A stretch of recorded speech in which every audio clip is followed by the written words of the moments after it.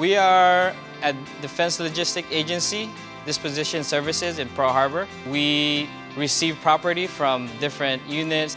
Our goal here is to give government property another chance to be reutilized, donated, and transferred to other branches.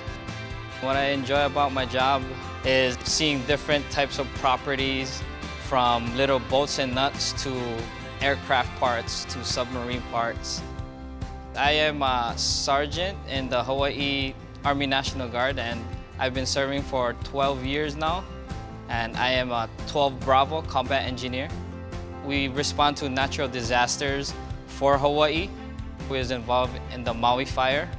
Our mission there was to work with FEMA and to search and rescue victims and work with the K-9 units.